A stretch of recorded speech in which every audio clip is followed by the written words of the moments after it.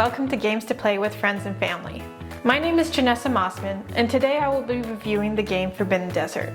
At the end of this video, I will be sharing 5 strategies that helped my family win Forbidden Desert.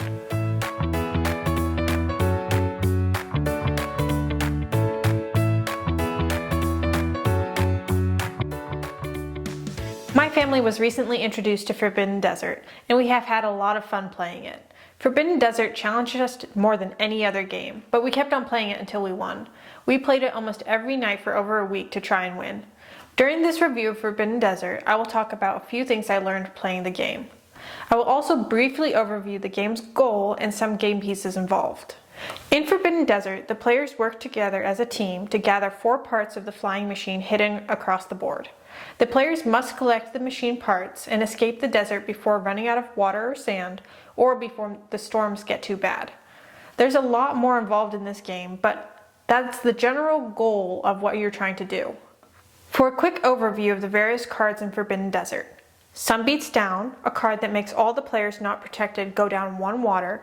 Storm Picks Up, a card that increases the storm level. The storm level determines how many cards are drawn for each turn. Storm Moving Cards shifts the eye of the storm and leaves sand behind on the tiles the storm moved through. Equipment Cards. These cards have specific actions to help the players. You will receive these cards when you flip over a tile with an equipment symbol. The setup is relatively quick and easy to learn. Up to 5 people can play a game, which is perfect for my family, although it can sometimes be limiting depending on if you have a larger group of people who want to play the game. Forbidden Desert is interactive. A couple of game pieces are involved in this game. First, there are the character pieces. Then, there are the sand and transport pieces. Some things you would do would be to put down sand when the storm moves a tile, flip over the tiles, or move your character pieces. All the moving parts of Forbidden Desert help everyone keep involved in the game. Forbidden Desert also has an element of variety. Like other cooperative games, Forbidden Desert has different characters that people can play. The character cards are shuffled and given to the people playing, so the combination of characters played in the game changes every time you play. Those playing can play different characters, and the random combination change how the game plays out. The board also changes with each game, as the tiles are shuffled before they are placed face down. So some games could have both water tiles in the same section or on opposite ends of the board. It is the same with the tunnels. The tile placement affects how the game goes. It also affects what strategies are used when playing. Both of these are examples of how Forbidden Desert has variety. Forbidden Desert is not necessarily hard to learn, although my family kept checking the rulebook to be sure we were doing things right. When we would double check the rulebook, sometimes we discovered we were not doing something the right way, or that we could have been doing something that we were not. One time we were trying to find out how many Sun Beats Down cards there were in the deck, and without looking through the rules or counting them out, assumed that there were 3. But there were 4 Sun Beats Down cards in the deck. Needless to say, that game was a short one. The game also has different difficulty levels you can start on. The lower the difficulty level, the fewer cards you draw at the beginning of the game.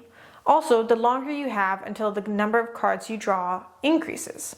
My family won on Novice, the lowest level, so we moved the difficulty level up to Normal. We definitely had a more difficult time winning on Normal.